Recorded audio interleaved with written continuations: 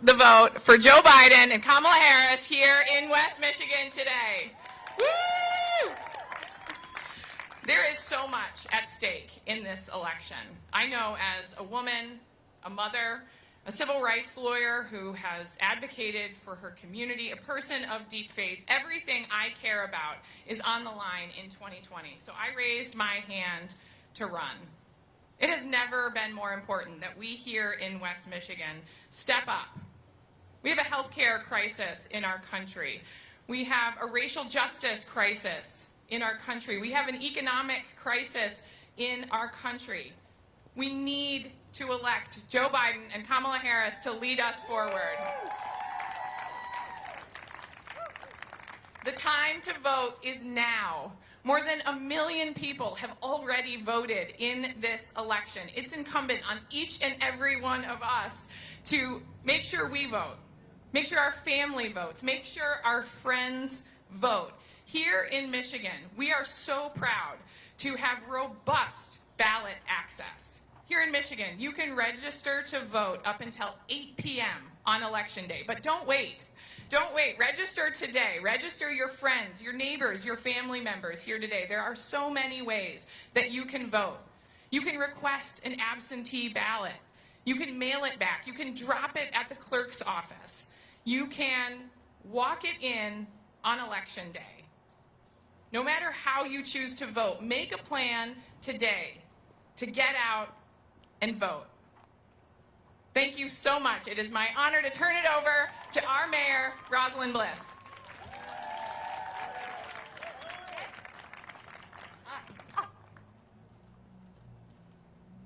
All right, good afternoon, Grand Rapids. I am so delighted to welcome Mayor Pete and Chasten to our city. So join me in giving them a warm, warm welcome.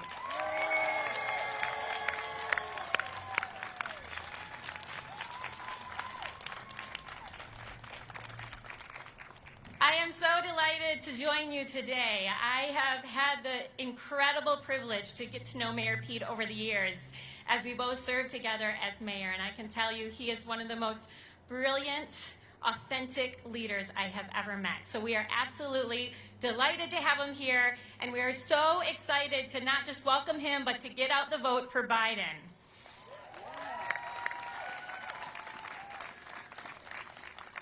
So I want to add a couple of things about voting, and I'm going to encourage everyone to get out and vote early. It is safe and secure, and at a time when we are all experiencing a massive pandemic with growing numbers of positivity, voting by mail is safe and an easy thing to do. And I assure you, in our city, we are doing everything we can to make sure people have access. We've already sent out over 55,000 absentee ballots, and we've already had over 30,000 of them returned.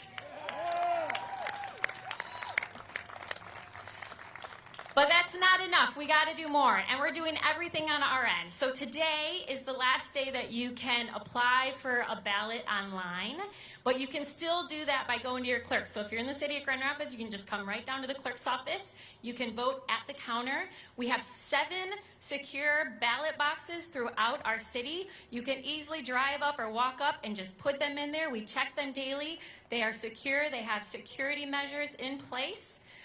And then we've also extended hours at City Hall. So on Tuesdays and Thursdays, we're open late until 7 o'clock, so you can come on down and cast your ballot. We cannot take this election for granted. We have got to get out every single vote that we can, and it's incumbent on all of us to make sure that that happens.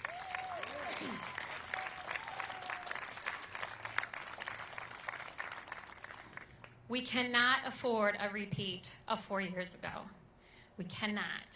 And that is why it's so crucial for all of us to come out and do everything we can to get every friend and family members that we can help them either get to the polls on Election Day or get their votes in. So with that, I'm going to turn it over to Chasten, a fellow Michigander.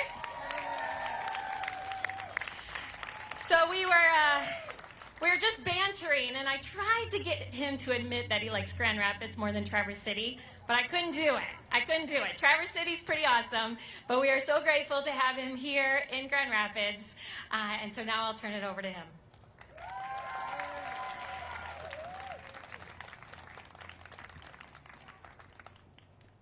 Mayor, I would get in big trouble. Something I learned from Pete, never say something in one room that you wouldn't want repeated in another, so I definitely want to go back to Traverse City. It's so nice to see all of you. Thank you for the warm welcome. I was just talking to Pete about this feeling when you're back on the campaign trail. It is so nice to see people, even though we have to be social distance, even though we need to wear these masks. But I remember when we used to do 20 things a day, so doing 3 is just great. This election is so important. And it's so important to Pete and I to be out on the trail doing everything we can to elect Joe and Kamala, because it's personal. It is so personal. Just think of the people in our lives who are impacted, our own lives, our marriages, by the decisions that are made in Washington. I love having people come visit us in Traverse City when they step off the plane and they say, the air is so clean. You know, it's so fresh here. I want to keep it that way. So I would really like for us to elect a president who believes in climate change, who believes in science, who wants to protect this beautiful state and the people that make it so wonderful. You know, as a closeted kid growing up in northern Michigan, I know what it's like to feel on the outside, but I also know what it's like to meet people who believe in you. I'm here today because people believed in me. They gave me a chance. They showed me love and patience and kindness and acceptance. And I want all of those things for every American. I think about my students every day. I want a president who sees them and who believes in them, who will protect them. And not just LGBTQ kids, but every kid in this country. I'm tired of teachers having to go to work, to go to school and be fearful of this gun violence epidemic in this country when they should be focusing on teaching and not protecting their children. That's what this election is about. When you boil it down, the most personal things in our lives, our families, the feeling of belonging, protecting our coastline, our environment, our marriages. And I know some of you are going out to knock on doors today, so I would ask you to maybe get comfortable being uncomfortable. That I know we hand you these sheets and it says how to have a conversation with someone, and here are some things that you want to hit on. Make sure you have a plan to vote early. But don't be afraid to make it personal. You're not just a person there making sure that person has a plan to vote. You're also somebody who has many things at stake on the line in this election. So that's when I'm talking to people about voting, I'm talking about my husband and how I would like to make sure it remains that way. I talk about my mom who's been battling cancer for the last 13 years and how the Affordable Care Act helps her have access to affordable quality health care and prescriptions and chemotherapy. That it is all personal. It's the most personal election of our lifetime. So don't be afraid to tell people what is at stake in your life and why it is so personal. And that's how we win, when we make it personal, when we look at somebody in the eye and say, this is what's at stake for me. This is what I stand to lose. But this is what we stand to gain if we do this together. Thank you so much for this warm welcome in Grand Rapids. It is so nice to see this many people turning out to go out and knock on doors and make sure other folks have a plan to vote. You're all going to knock on doors, right, eventually? Yeah? Okay. Good. All right. So I am just a teacher. I am not a politician. So I'm going to turn it over to the politician in the relationship. Again, thank you so much. It's great to be home in Michigan. And please help me welcome my husband, Pete Buttigieg.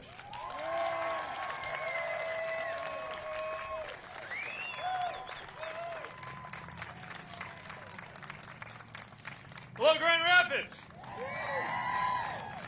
Not very well or what? Thank you so much for the chance to be with you, and I'm so thrilled to be supporting candidates that we believe in up and down the ballot.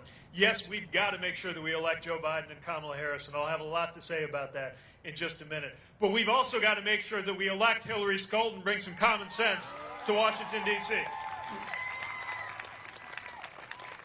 I'm proud to be backing somebody who actually has the lived experience of a middle-class mom figuring out how to pay the bills and deal with student loans, take care of a household, coupled with a legal mind, somebody who worked in the Department of Justice and understands what the rule of law is all about. Somebody who will make sure that an administration, no matter who the president is held accountable. Isn't that the kind of person that ought to be representing this area in Washington, D.C.?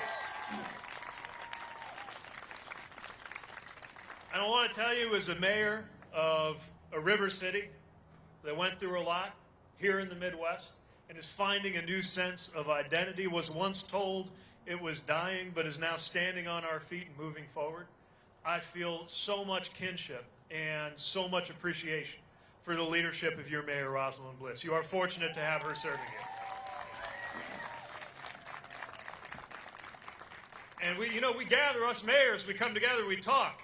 We used to convene. Matter of fact, she hosted a whole bunch of us right here in Grand Rapids. Now we do it over the phone or online. I'm a mayor emeritus at my tender age. I guess I'm a retired mayor.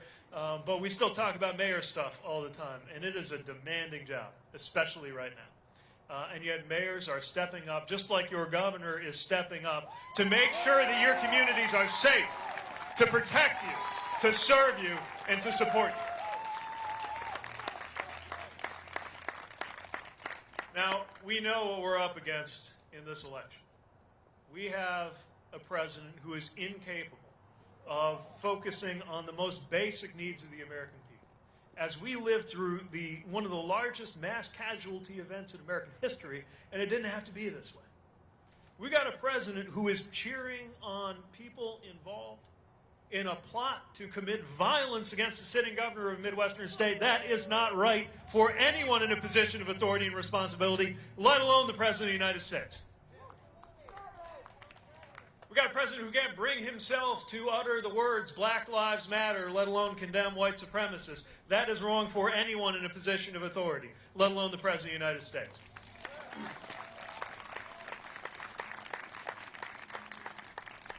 We got a president who managed to deduct $75,000 in haircut expenses. And when the guys at the barbershop see me next and hear about this, before I pay my $16 over at Armando's, we're going to have quite a conversation. But I'm not really here to talk about what we're against. We know what we're up against. But what I love is the coalition that's coming together around what we're for. People who supported whoever it was during the primary. People who supported me. I'm delighted to see some Pete T-shirts out here and signs. Or Kamala Harris or Joe Biden or Bernie Sanders or any of the 50 or 60 other people who ran for president on our side, standing together with one voice, but not just Democrats. Independents, Republicans, two former chairs of the Republican National Committee, right there alongside us saying we need a change. That is the power of Americans coming together. I see it right here. Young and less young. Black, white, Latino, Native, everybody together on the same page. LGBTQ and straight. Lifelong rock-ribbed Democrats and lifelong Republicans up until now, coming together saying we need to do something better. That is moving. That is inspiring, especially when you consider how difficult of a time our country is in, how much we've been turned against each other at the very moment when we need to look each other in the eye again and support one another to get through this moment. So I'm not just here because of what we're up against. I'm here because of what we have a chance to be for. We have a chance to be for a fair day's pay for a good day's work and for our friends in organized labor and making sure that we support them. We have a chance to be for the idea that when we have questions of medicine or problems of science, we will turn to scientists and doctors and listen to what they have to say.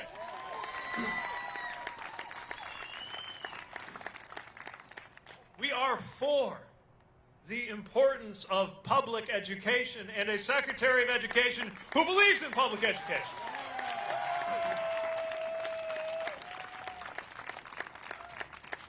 We are for racial and economic justice and understand that until we have that, life won't be what it could be in the United States of America. We are for stepping up and delivering what has to happen. That means all of us need to be part of the solution. And I am for Joe Biden and Kamala Harris because I know them. It is something when you come to admire and appreciate and respect somebody while you're competing against them. But that's how it's been for us. And especially during the last few weeks, as I had the opportunity to spend a lot of time with Senator Harris, I was asked to offer some insights on our former governor, Mike Pence, and help with debate preparation. When I said I would go anywhere for this ticket, I didn't realize it would mean going there, but I was ready to do anything to help. And I saw how fierce and smart and compassionate and prepared she is. And she will make an excellent Vice President of the United States of America.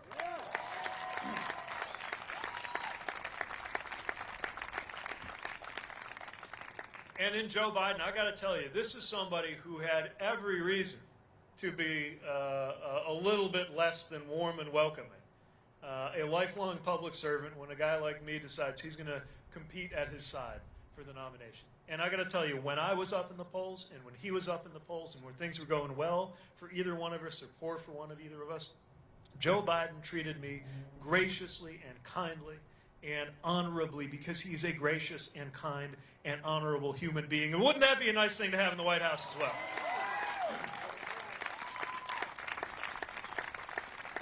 Yeah, the policies need to change, but the people really matter too. And I know there are a lot of folks who vote for the person more than anything else. And I'm ready for a person who will restore competence and decency and integrity to the Oval Office. We need that sooner than later. We need that right away.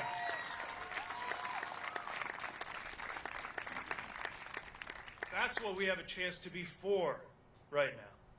Wouldn't it be nice to actually feel a little bit of pride when we looked at the White House once more? That's the opportunity in front of us. But as you know, all eyes are on Michigan right now. It is all about Michigan. So are we going to do what we've got to do and turn out every vote?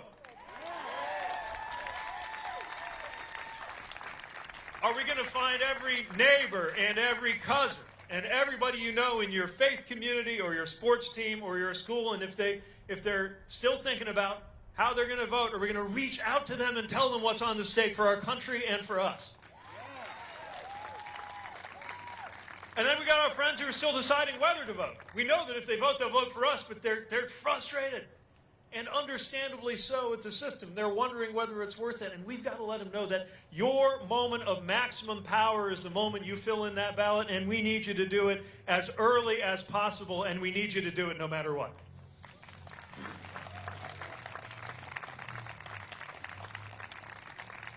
So look, if you're like me, it doesn't come naturally to you to call up strangers and knock on their doors and ask them to get involved in politics. Some of you, maybe that's real easy. The rest of us takes a little bit of encouragement.